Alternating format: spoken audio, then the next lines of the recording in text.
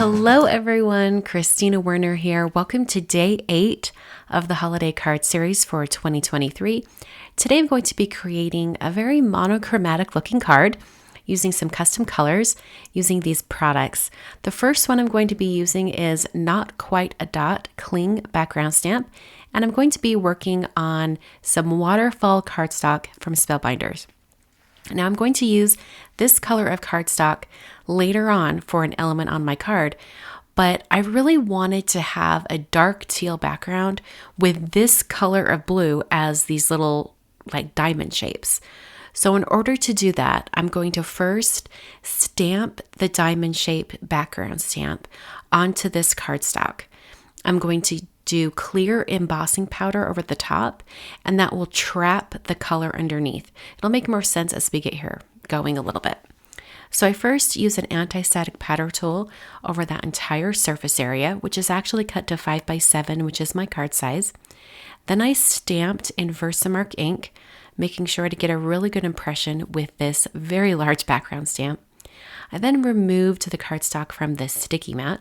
I just had it in there so I could stamp it in the center of my MISTI as opposed to the corner. And then I grabbed some clear embossing powder. This is Beatrice Monroe Icicle Embossing Powder. And this is going to stick to all of the areas that I just stamped.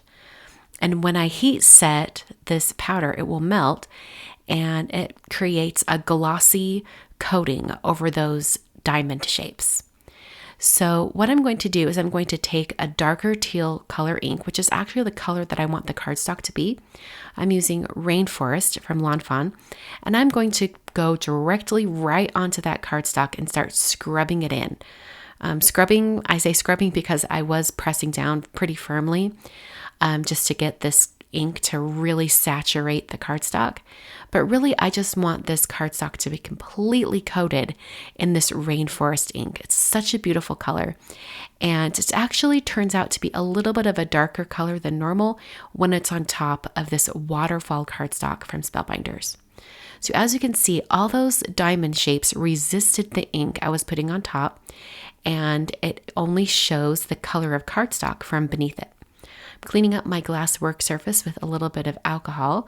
All of that ink went all over my glass mat, so I needed to take a moment to clean that off. And then I used a clean, dry paper towel just to rub over the top of this, and that kind of removes any of that ink that might be sitting on top of the little diamond shapes. All right, so my background's done. I'm going to set that aside and work on my snowflake element. I've got the Willow Snowflake dies here. I'm going to use that same waterfall cardstock that I used for the large piece of my card. I'm going to be cutting that out for the big shadow shape of the snowflake. And then for the snowflake itself, I'm using Pixie Dust glitter cardstock from Lawn Fawn.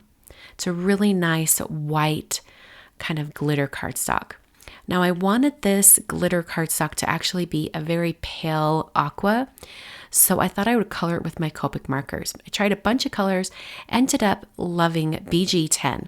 So I started to use my marker just to color that, but my marker was kind of dry, and I thought, you know what, I need to re-ink it. So instead of re-inking the actual marker, I thought, you know what, I'm just going to go straight onto the snowflake with the re-inker. And I was worried I might use a little too much of this ink to do this, but I actually didn't use very much at all. I wasn't really squeezing the barrel of the re-inker very much. I was just kind of letting it, the ink that was starting to drip out kind of touch the cardstock, and it would hit the cardstock and just spread. So I actually didn't use very much. You can see I've still got quite a bit in my bottle here. And we'll see this again here in a minute. All right, so I've got my snowflake here. I'm going to remove it from the kind of outside areas from cutting it. And I could tell it was just a little bit damp because the alcohol ink or the re-inker from the Copic refill, it just really saturated that glitter cardstock. So it was a little bit damp at this point. So I decided it would be best to just hold it with some tweezers and hit it with my heat tool just to speed along the drying process.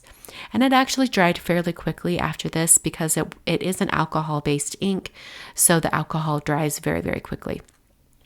There were a couple spots I didn't feel like it had quite enough color, so then I did come in with that marker and just dabbed on a tiny bit more color just to make sure it was nice and even. So here we are. This is what it's going to look like on top of that other color, and this is the perfect combination of color. It's exactly what I had in mind and what I was thinking of. So I used some glue, some liquid glue. This is Honeybee Precision Tip Glue. And I just positioned that right over that larger die cut and then kind of wiggled it around till I got it in the right spot. Pressed it down, and then I grabbed a paperweight. You could also use a couple stacked acrylic blocks or anything heavy just to hold that in place long enough for the glue to really stick and dry. I just let it sit there for just a moment or two. So now I'm going to work on the greeting. I'm using the Graceful Holiday Greetings stamp set from Simon Says Stamp. I thought I'd use that one line that just says Merry Christmas. So I've got some white cardstock. I'm first going to position my stamp at the bottom of that cardstock.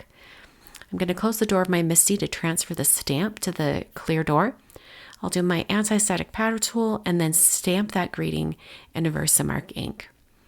I thought this would be really fun to introduce a little bit of gold onto the card, so I'm using gilded embossing powder from Brutus Monroe, and that coats the area where I stamped, and then I'm going to use my heat tool to melt this powder until it's smooth. I used the coordinating die for this greeting and ran that through my die cutting machine, and then I'm left with this sentiment strip that's perfectly cut out around my greeting. So now I'm going to adhere my stamped and inked background to a 5x7 card base. I'm using some Tombow Extreme adhesive to adhere this straight down to my card base. This is a pre-cut and folded 5x7 card base, and it wasn't perfectly sized for my cardstock here, so I did have to use a ruler and an X-Acto knife or a craft knife just to clean up the edges, because any white cardstock peeking out from behind this dark teal background really stood out. So now I'm taking that snowflake, I've put some foam adhesive on the back of it, and I'm pressing it down onto my card front. I put a little bit of foam right behind that Merry Christmas sentiment strip. And at first I thought this would be the finished card, but it still looked a little bit unfinished to me.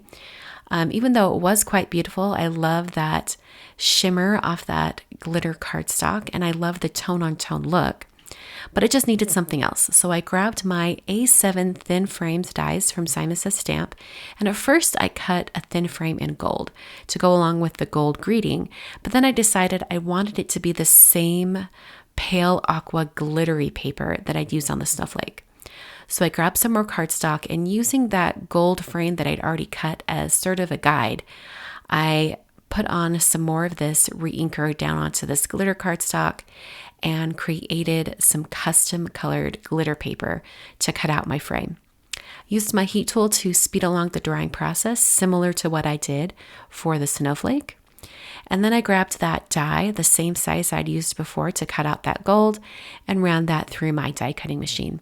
After adhering it to my card, it was completely finished.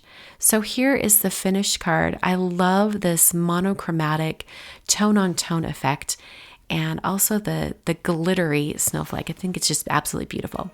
So that is the Day 8 Holiday Card Series card. Please come back on Friday for Day 9. Thanks so much for watching, and I'll catch you guys in the next video.